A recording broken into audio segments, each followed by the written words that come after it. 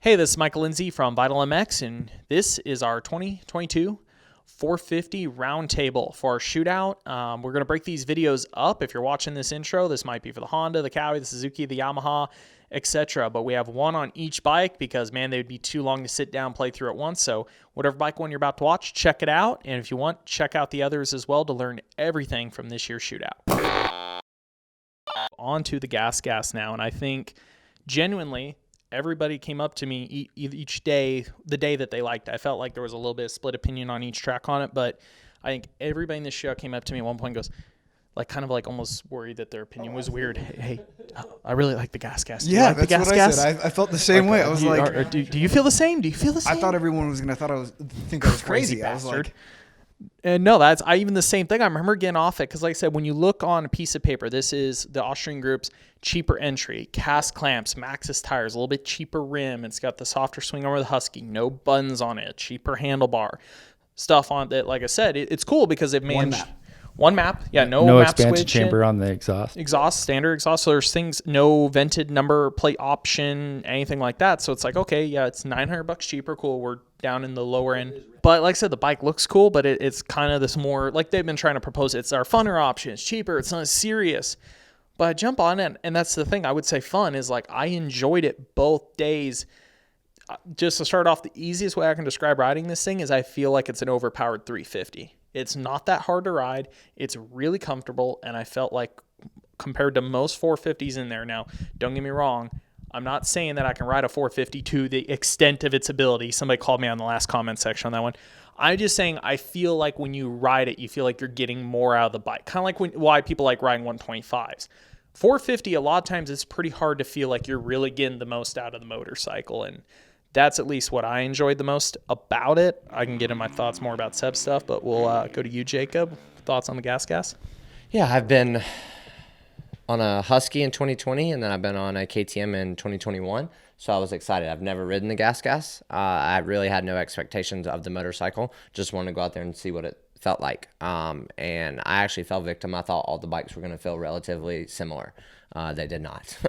But yeah, my first lap on it at Glen Helen, I was like, wow, the power feels really usable. You come out of the corner and you can just roll it on, and it just never really seemed like it stopped pulling for me. The suspension, I've been on the air fork, don't mind that at all. The shock was very, very good under high-speed chop with the stability. I felt like it was always connected to the ground. It was just driving. And just the nimbleness of it and how I could hop the bumps and throw it into a rut.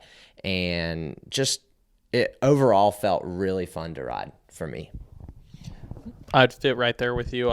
Power's like nothing. It's not like the Yamaha. It's not yanking. It doesn't have the sharp throttle response of some bikes, but I felt like it just ran really clean, super linear. Like you said, it's not like yanking me off, but it just continued to pull everywhere, so it made it really easy to figure out what you wanted to do section to section. Biggest thing is those items I listed off earlier between the clamps, the wheels, all these little softer items, cheaper items. I thought it played a huge part for me in the comfort when you'll get down the road talking about the other Austrian bikes, but the others, there were certain moments I felt like they felt rigid and stuff. The GasGas to me had the most comfort of those three.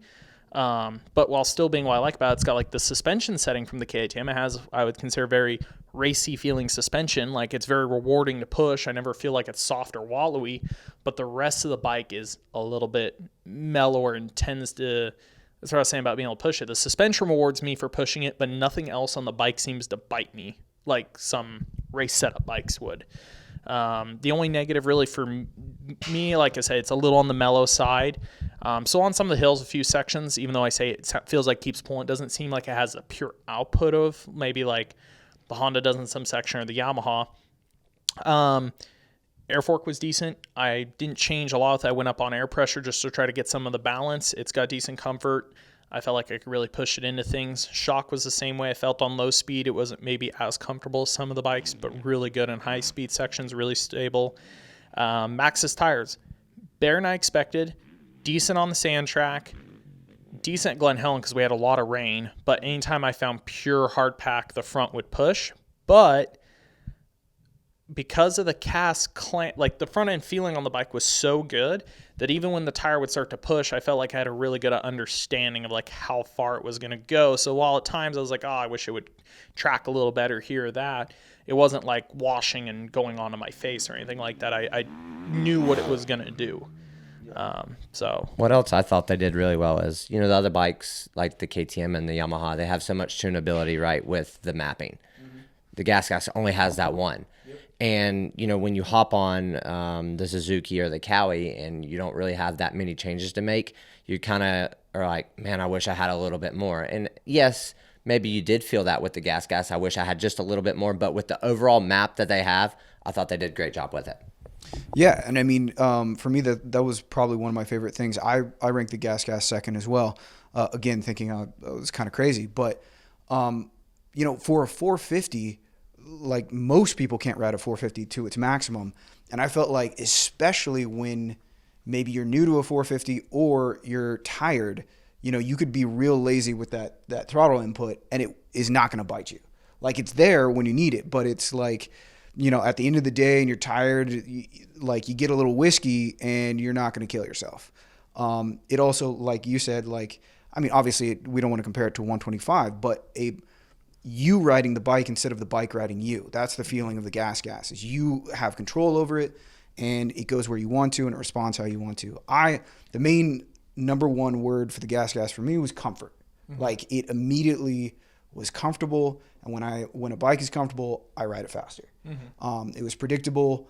It felt like one of the lightest bikes, and it was just had that intuitive, the rider input to get it to switch lines or hop over something, or like, oh, I want to go to the inside of this corner, or you know what, I want to go to the outside and blow it up and then come back down. I didn't have to think about that. It just was intuitive.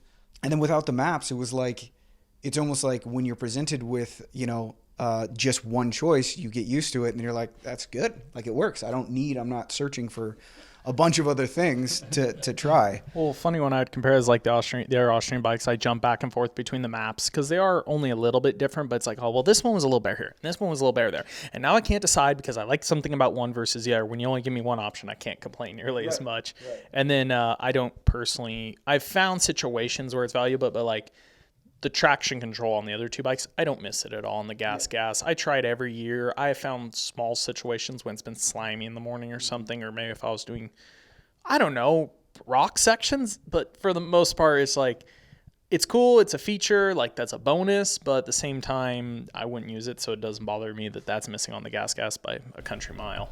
See, I felt with the first day, I thought you guys were crazy with the GasGas, but again, one man who thought we were awesome. Again, though, I don't ride a 450 to its potential, but I need the power to get me out of trouble and to get me over the things, jump obstacles, things like that, because I don't corner as well as racers, fast guys. And so with the GasGas at Glen Helen, I felt like it was too slow. Like it was a 350, and when you compare it to a 450, it's like, yeah. And I rode it right after the Yamaha, so that didn't help either.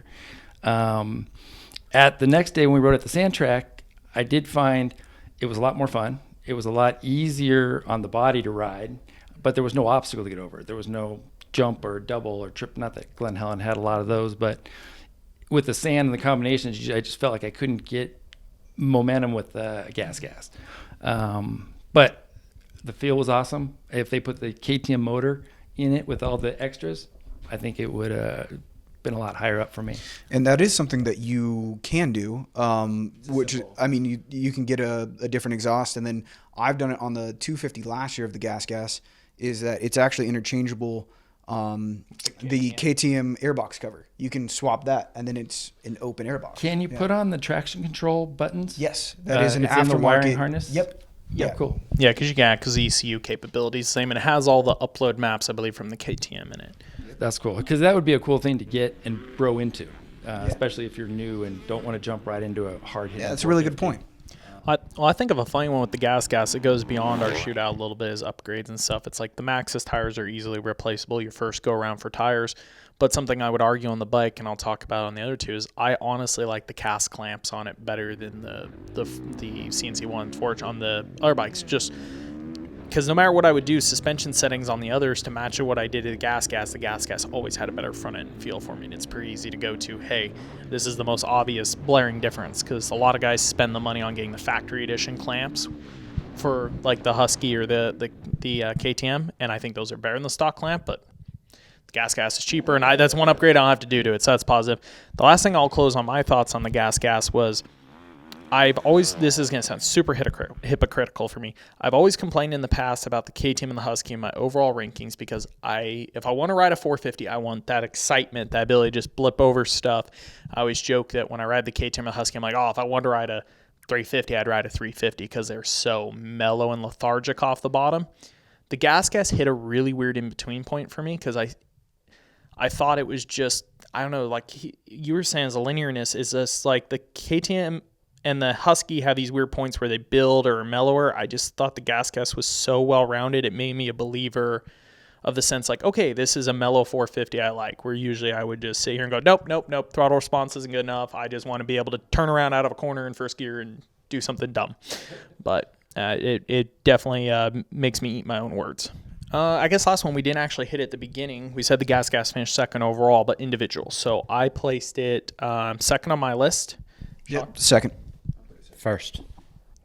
Winner, chicken dinner. Fifth. And I was saying, so I look at the top bikes. The Yamaha won for 4 of the test riders and was third for the other 2. And I say it's like a couple years I've been shows. It's usually the bike that finishes on the podium. It's similar to winning a championship. You got to stay on the podium to win the overall. Yeah. The Yamaha did that. The GasGas was close. Your fifth was, it got a couple seconds, it got a first, and then it got a fifth. So once again, it's not perfect all around. There's positives and negatives about it, depending on what track you ride and stuff. And it came close to Yamaha, but ultimately it's maybe not as variable in setup. Like we all said, we all praise the Yamaha for, is that everybody could find something they were perfectly happy with. No, thank you guys all for tuning in and listening to this. Like I said, that's why we do all this. There's a lot of information on each bike here. You can break it down, listen to the bike you're interested in, maybe even ones that you've been on the fence about, go through everything we said. Like I said, we put these out in multiple formats. If you're here, you've probably watched the short and sweet version we already did that was a lot quicker than this. And then if you want to learn more, me and Sean have talked about a lot about horsepower, weights, a lot of those figures. We have an article up on the website you can check out. Should be a link in the bio below. If you're the old school guy and you just want to read all this and not listen to us talk forever on YouTube, that route also works as well. But we'll be kicking off 250 Shootout here in a couple weeks, so stay tuned for more. And thanks for listening.